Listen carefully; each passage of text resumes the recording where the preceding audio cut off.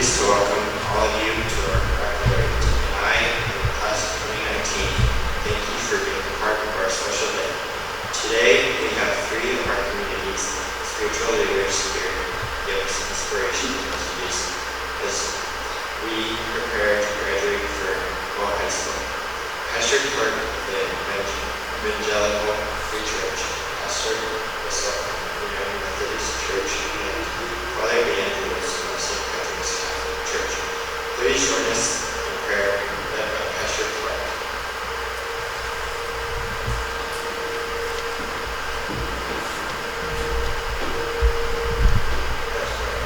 Father, we're truly grateful for this opportunity to be together to recognize these young people's accomplishments, to congratulate them for the hard work that they put in, to look forward to the future with them that they have. Lord, we just thank you for the parents, and friends, and relatives who have been here to support them through all and continue to do so. We ask that you would be in and on this service. Your name will be lifted up today. We ask these things in Christ's name.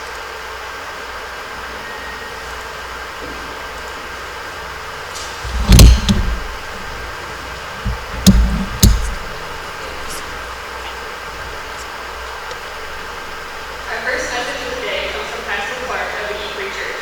Welcome and thank you, Pastor Clark. Thank you, Jason. It's a privilege and honor to be with you today, and I appreciate the invitation in order to come and just say a few words to give you a little advice before you head out on your new adventure. To tell you congratulations for what you've accomplished. Today I want to leave you with three words. The first word is gratitude. Gratitude. And one of the most neglected attitudes that we have today is gratitude. Many people have grown up believing that they should get more than they have earned or deserved. And yet they show a little appreciation for it. Gratitude has been defined as a readiness to show appreciation for and to return kindness. When I was growing up, my father used to tell me, Chris, if someone can't be nice to the waitress, they're not nice people. What's the principle behind that? Well, the principle behind that is if you can't be nice to people who are serving you, you're really not a nice person. So what I'm going to be encouraging you today is to be grateful for the things that you've been given and also for the things that you've earned. What lies before you today is opportunity. And that opportunity is something to be so grateful that you have. And that you have the choice to do well for yourself because of the gifts that you've been given not only by God, but by your parents, your friends, your relatives, the community that supported you, the school and the teachers who have helped you get this far. Show gratitude. Friendship is the second word that I want to leave you with. Your friends will either build you up or they'll tell you down. Proverbs 17:17 says, a friend loves at all times. And Proverbs 27:6 says, faithful are the wounds of a friend. See, a true friend is going to tell you the truth. Good times, bad times, hard times, and even those times that you don't want to hear what they have to say. And yet those friends will be true friends. Choose your friends wisely. 1 Corinthians 15:33 says, do not be deceived. Bad company corrupts good morals. The friends that you make are either going to build you up or they're going to drag you down. My advice to you is choose wisely. Choose good friends. Choose friends who will build you up and draw you closer to God. The third word I want to leave you is love. Gratitude, friendship, and love. God is our example of love. In fact, He loved us so much that He sent His Son to die for our sins. He tells us that the world will know that we're His disciples by our love for one another. So my question to you is, how will you model God's love? If that's the truth, how are you going to prove it? As you reach this point, remember who has walked with you. From the day that your parents found out that you were arriving through today. And from this point on, parents have to love you with a love that you don't understand, but someday will. You're also surrounded by friends and relatives who want only the best for you. They want what is best for your life. They want to watch you embark on your new adventure. They look forward to seeing what you accomplish and what you do. They're very proud of you. And they're proud of the young ladies and young men that you become. Don't let them down. I know you think you won't, but sometimes you might make the wrong decision. But look at them, honestly, and see what's there. And make them proud. Remember that they're rooting for you, and that when times get tough, they're going to be there to support you still. Last thing I want to remind you is live up to your mom's expectations. Live up to the expectation of what your mother thinks you can be, because a mother's love is never fail, and she knows what is best for you. Dads, sometimes we don't pay a lot of attention, but moms, they pay more attention to what's going on in your lives. So live up to your mom's expectation. My dads are there to dust you off and tell you it's going to be okay. Moms are there to love you through it. Right? So live up to that expectation. If you're falling short of mom's expectation of what you can be, change. And do what she will be proud of you. So face your future without fear, because you're loved. Congratulations on what you've accomplished. We look forward to great things from all of you. We look forward to what's going to be accomplished through you. Congratulations. Thank you for giving me a few minutes. God bless you.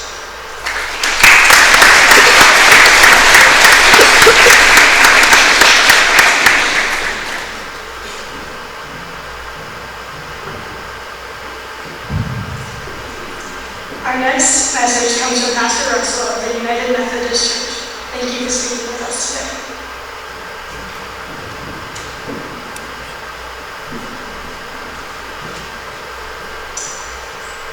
Thank you for the invitation to come and to be able to speak to the graduating class, but to parents, family, friends that have come as well. First of all, I want to say I've enjoyed the photos that I've seen of this graduating class. There's teams on the finding out the woodwork and such that were in Facebook, and those that have been in the newspaper, watching some of her exploits that you have done, and the skills that you've shown in track and such. It's very inspiring and very good indeed. In just a few hours, the future begins for you. You're set free. All of this is then behind you. Now, as a Baccalaureate speaker, I've been asked to come and give 15 minutes in which to challenge you with something and to remind you of all that has been going into the training that as you begin this new part of your life, you are ready to go and prepared for it all. Now, as a pastor, I've got to throw in at least one Bible verse. And my favorite is in 1 Timothy. It's very simple. It simply says, don't let anyone look down on your youth, but be an example to other believers in speech, in conduct, in love, in faith, and in purity. Now, for the past 12 years, someone was chosen who was going to show that to you and be the examples. You didn't have much say in it. Someone else chosen, your teachers would be what they would teach. You had no choice of who's going to be your superintendent, or your principal, or your coaches, or the textbooks that you would read. But today, that changes. Wherever you're going to be doing in life, whatever you're going to take upon yourself, you get to choose who the example is be, who you're going to follow, who you're going to replicate, who you're going to honor and preserve.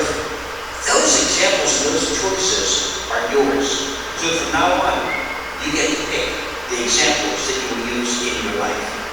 That's why that verse says that you are to be an example as well. Become that example for others. Because there have been others who have been watching you, The junior class has been patiently waiting for you to get out of the way. Get out of that class, get out. And now that you're gone, they're looking forward to where they're going to sit, what they're going to do, and how they're going to take over the leadership. But believe me, they have been watching your example as seniors. And now that you're moving out, it's going to be, what are you doing in life?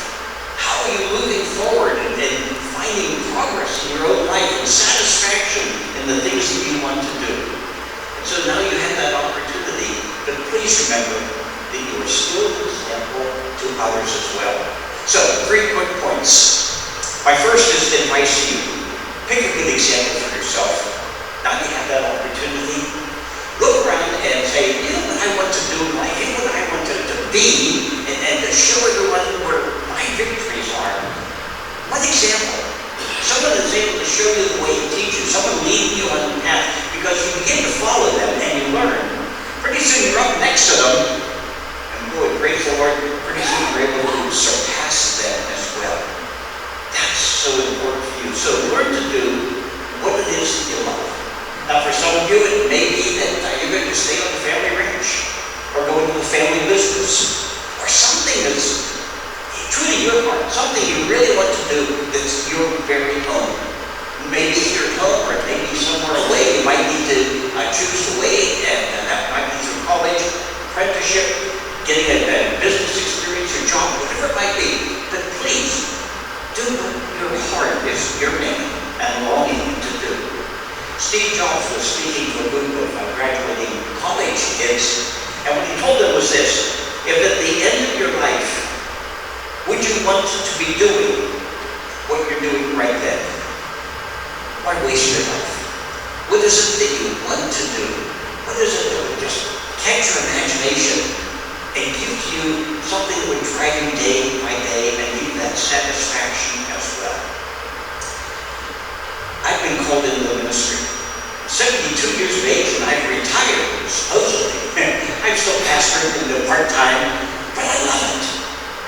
And now just part of my life, and I look back and I say, would I do it all over again? Yes.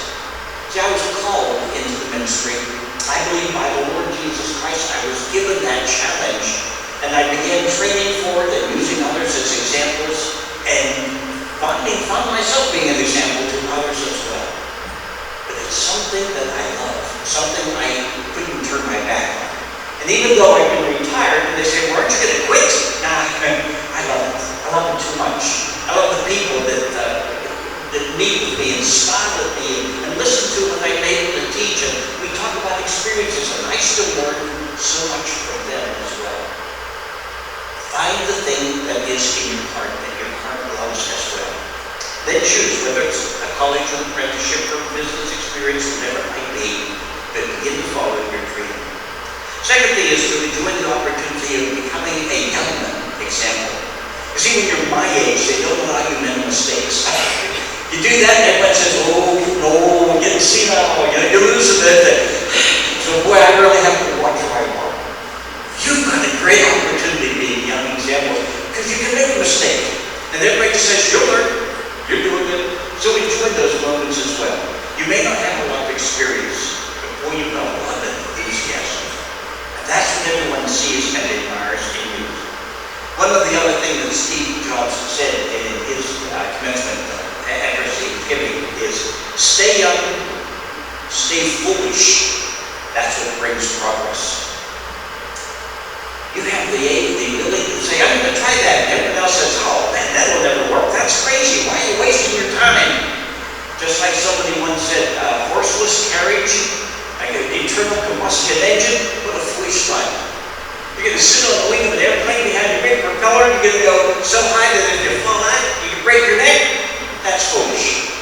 You're be an astronaut tied into a rocket ship made of over 1 million pieces, every one of them by the lowest bidder, and you're going to go into space? How foolish! You know, in another generation, what may be foolish for you to try today may be the brilliant success, the progress, the dream fulfilled in the years yet to come. Stay young. Stay foolish. Dream big. Follow your heart in what you're doing. Also, please remember that we learn by an examples. So please pick good examples. And then we teach as examples to others. So be careful of the way that you live your life. That's why Paul is writing within speech and conduct, in your love, in your faith, in your purity. Be careful because others are watching. Be a good example. And we don't do it by being perfect. And we show that example in other ways as well. How do we handle victory? How do we handle defeat, frustration, and shame, and a challenge, and confrontation, temptation? In every way, we see ourselves addressing those situations and see the way that others are looking at us. We want to show them the good example that is within us. It's how we persevere. Failure simply means try it again, and we try it, and we learn, and we gain the skills. When we make a mistake, admit it. Be happy, laugh at yourself. You're young. You can grow by it, and you'll have that opportunity to try it again. So allow the grace that is given to you, because you have that kind of youth. Never let anyone look down on you because of your youth.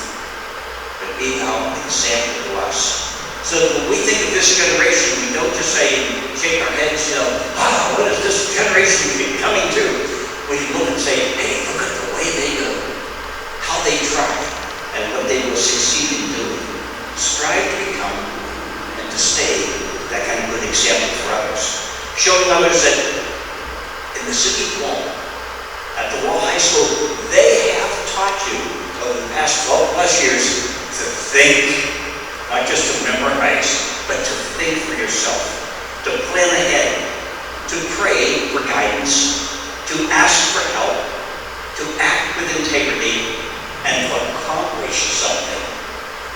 Then you will be true adults. Now, today you're the victors. You're almost done. The graduates. And so we congratulate the class of 2019. May God bless each and every one of you and show you what is in your heart that you might love and do with the majesty of God. God bless.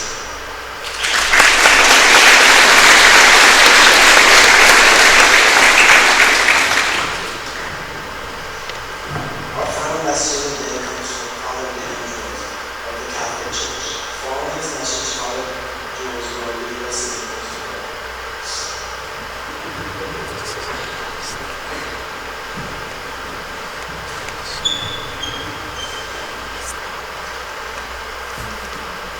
What's the most common phrase in all of Scripture? Both of them in the New Testament. One phrase that runs consistently through all of God's message to us.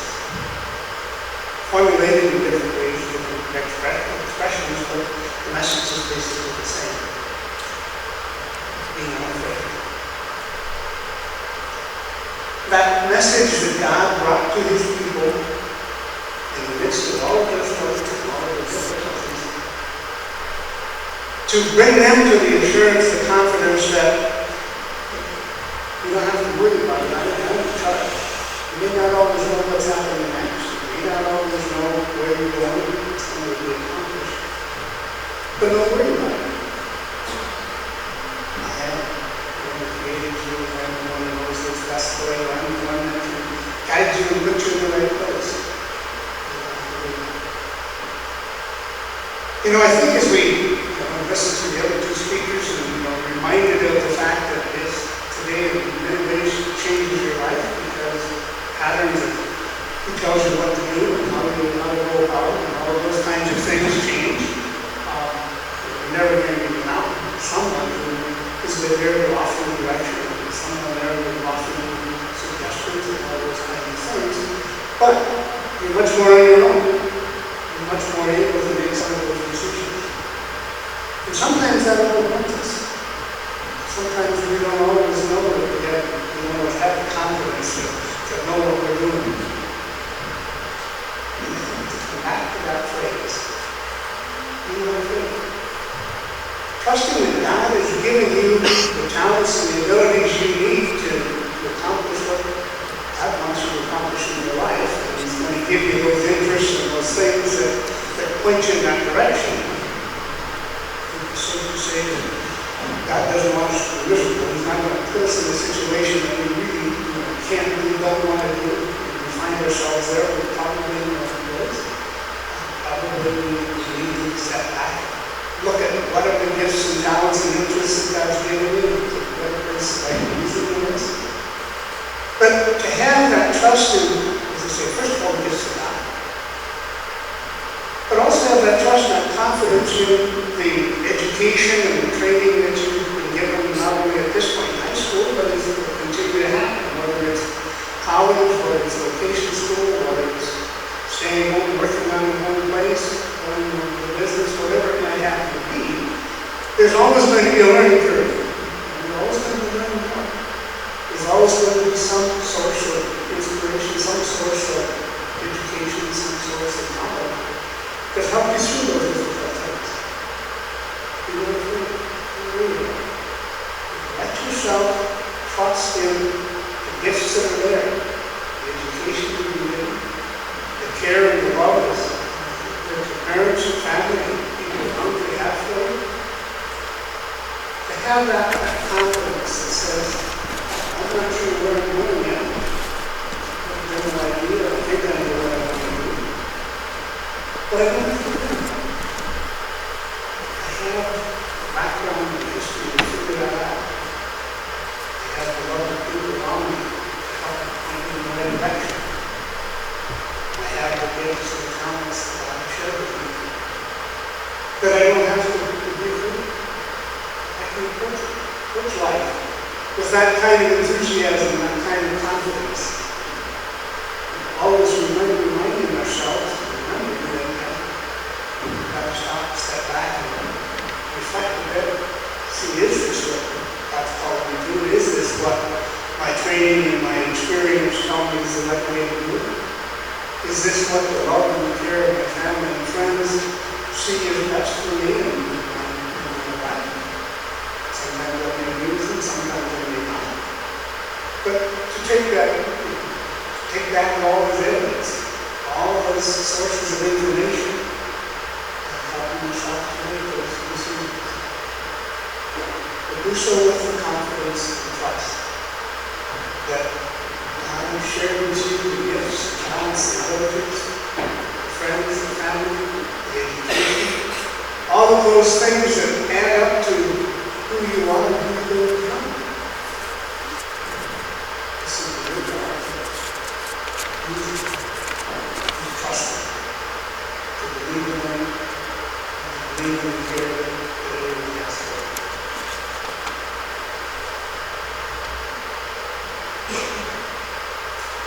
We invite you now to stand for the prayer.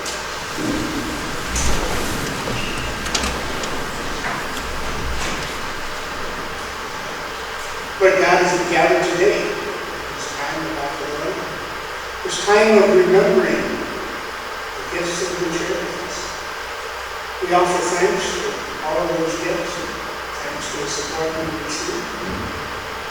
We offer congratulations to all of you and the success that you have received and achieved and accomplished. And we offer that this prayer in the name of Jesus the Son, who offered his life for us, reminding us that we are God's people and we are with God's image, his love, his death, and resurrection. We ask all of this through the name of Jesus the Lord. Amen.